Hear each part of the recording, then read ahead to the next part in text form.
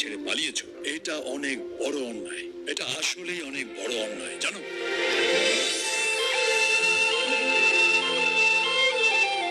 যখন কোনো বন্ধুর ফোন আসে তখন আনন্দের সাথে হ্যালো, কোথায় আছিস, কেমন আছিস, এসব হাবি জাবি বলে ঘন্টার পর ঘন্টা কথা বলো। আর যদি তোমাদের বউরা ফোন করে তখন আমি দুঃখিত, আমি একটু ব্যস্ত আছি, তুমি পরে পরে ফোন করো বলে ফোন রেখে দাও। আরে ওদের সময় দাও না, ওদের কথা শোনো না, এতে করে ওদেরই ফ্রাস্ট্রেশন আসা উচিত। আমি তো বুঝতে পারি না তোমরা কি করে ফ্রাস্ট্রেটেড হও। বিবাহিত পুরুষরা বলে বিয়ের পরে স্বাধীনতা নেই, ব্যাচেলর লাইফই বেস্ট। আর ওরাই অফিস থেকে ফিরে লুঙ্গি পরে হাতে ফুল পেঁচিয়ে বেডরুমে ঢুকে যায়। আমি বলতে পারি পৃথিবীতে কোনো স্বামী স্ত্রী নেই যাদের মধ্যে কখনো ঝগড়া হয় না। কারণ হলো পুরুষরা উত্তর মেরুর, নারীরা হলো দক্ষিণ মেরুর, যাদের ভাবনা কখনো মিলবেই না ভাই। পুরুষ মানুষ যুক্তি দিয়ে চিন্তা করে আর মেয়েরা আবেগ দিয়ে চিন্তা করে। মনে করো আজ তুমি অফিস থেকে 1 ঘন্টা দেরি করে ফিরলে, আমার জন্য 1 ঘন্টা আগে কেন এলে না, এটা হলো আবেগ। আর কাজের জন্য ফিরতে পারেনি, এটা হলো যুক্তি। আর কখনোই এই যুক্তি আর আবেগ একসাথে হতেই পারে না। এই জন্য প্রত্যেকটা দিন ঝগড়া হয়। আরে 1 ঘন্টা দেরি হয়েছে না, চলো 2 ঘন্টা তোমাকে নিয়ে বাইরে ঘুরে আসি। এইরকম কোনো স্বামী তার স্ত্রীকে বলে না। কেউ বলে আমার মনে হয় জ্বর আসছে, ওষুধ খাও, জ্বর ভালো হয়ে যাবে, এটা যুক্তি। ভালোবেসে একটু পাশে বসো না, এটা ওদের আবেগ।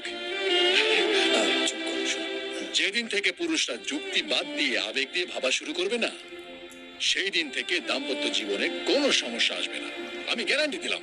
মেয়েদেরকে সামলানো খুবই সহজ কাজ।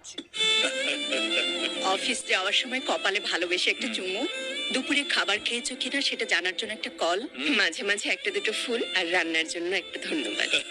অফিস থেকে ফিরে এসে সবকিছু ভুলে আমাদের সাথে শুধু 1 ঘন্টা সময় কাটানো, শুধু এইটুকু করলেই কিন্তু জীবন সহজ হয়ে যায়।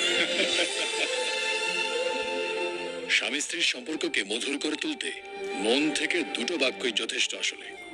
যখন ওদের কারণে আমরা খুশি হই তখন আই লাভ ইউ, আর যখন আমাদের কারণে ওরা কষ্ট পায় তখন আম সরি।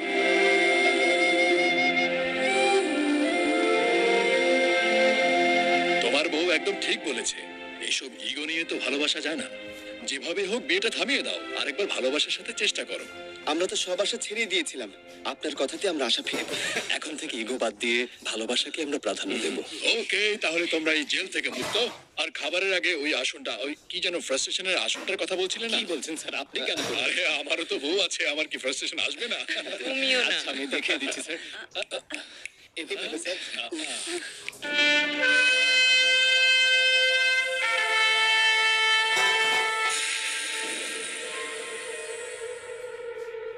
আমি তো চুক্তিতে এটা আগেই বলে দিয়েছিলাম, এক বোনকে ছাড়া এই বিয়ে হবে না। তোমরা যা ইচ্ছে করতে পারো, আমি কোনোভাবেই আমার সিদ্ধান্ত পরিবর্তন করব না। প্রতিশোধ আমি নেবই, প্রতিশোধ আমি নেবই। আমি আসছি। শোনো, প্রতিটা কেসটি ইম্পর্টেন্ট।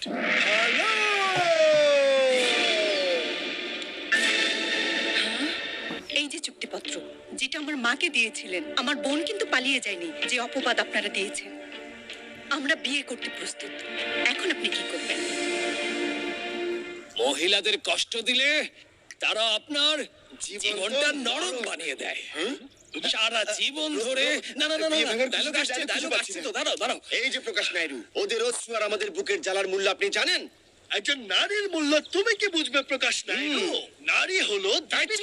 তোমরা সিনেমার এখনো ক্লাইম্যাক্সই হলো না, সবাই এখনো আমার পেছনে লেগে আছে। আমার সমস্যা আমি সমাধান করছি, ওয়েট। দেখো,